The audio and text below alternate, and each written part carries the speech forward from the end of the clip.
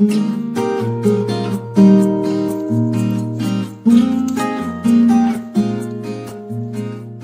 alaikum, урматтуу Багыс Түрк каналынын көрүүчүлөрү, кутман күнүңүздөр менен. Бүгүн 5-сентябрь, карлик бактабыз. Кыргыздын акылы көзүндө деп коет.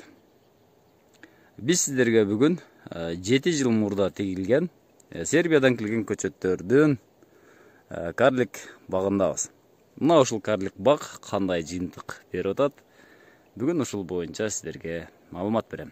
Алдыңыздарда көрүнүп турган Сербиядан келген көчөттөрдүн жыйынтыгы.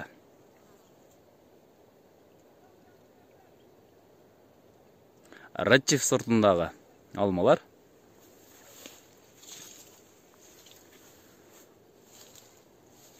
Көрүп турасыздар, жип менен жогоруга тартып, ийилип кеткен алмаларды байлап коюшкан.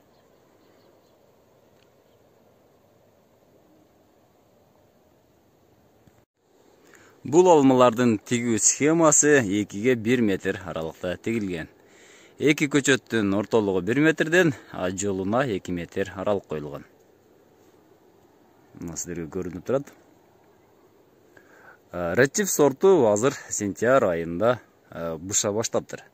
Бул негизинен биздин крепсон алмаларга караганда 1 ай эрте быша деген. Сонун түстө көрүп турасыздар. Бүтө сонун түстө. Топ-топ жуп-жуу менен алма алган. Дегустикасы катуу. Биздин алмаларга караганда бир аз катуураак келет. Бушу бөнөтү бир аз эртерээк. Сталбага отургузулуп, эки катар зым тартылган. Азыр мына ушул алмалар зымда байланып турат. Мына көрүп турасыздар. Бир алма менин оюмча 30-40 килограмм тегерегинде алган. Бул жерде 1,5-2 яшик, 20 килограммдык яшиктердин 2 яшик алма терип алууга болот. Өтө сонун. Мына туугандар, Сербиядан келген көчөттөрдүн жыйынтыгы ушундай экен. Кээ бир багбандарыбыз Сербияга жаман комментарий берип атат. Мен да буга чейин берген болушум мүмкүн.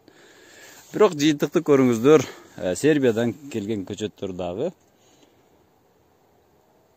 өтө эле сапаты начар дегенден алыс ойдо болуп калдым.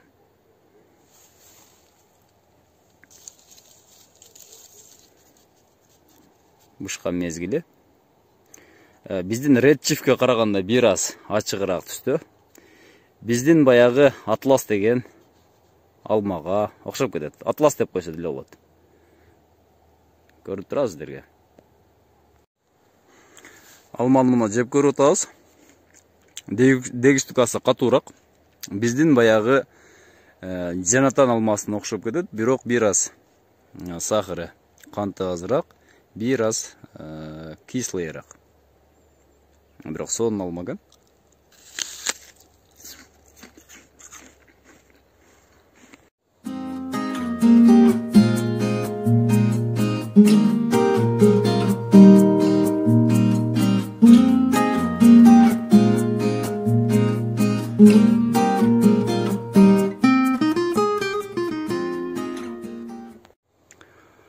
Гренисмет сортунда катарга өттүк. Гренисмет биздин семереңки алмага караганда бир аз көгүраак, точкалары бар. Биздин семереңки алмалар азыр бир аз саргара баштады. Кудум эле семереңкадай, бирок мунун катуулугу боюнча өтө катуу. Балким биздин алмаларга караганда оорураак болушу мүмкүн.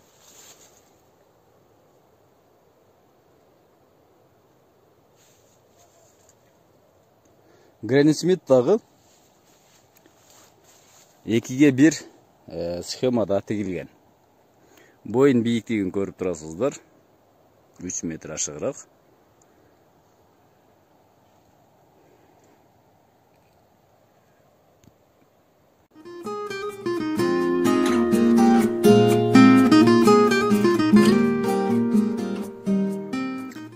Учурда мындай бактарды Америкадан же болбосо Европадан көрүп келген болсок, мына эми Кыргызстанда көрүүгө болот.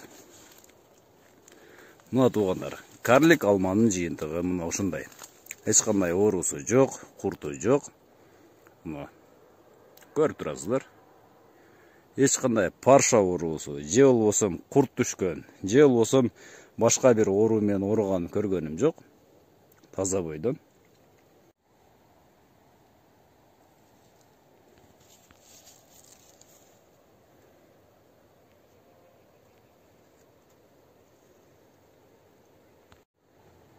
Бул алмалар сатылат. Эгерде алмарга кардар болсо, анда чалып койсоңуздар болот. Мен номерди описанияга калтырам. Ошол жерден номерге чалсаңыз болот.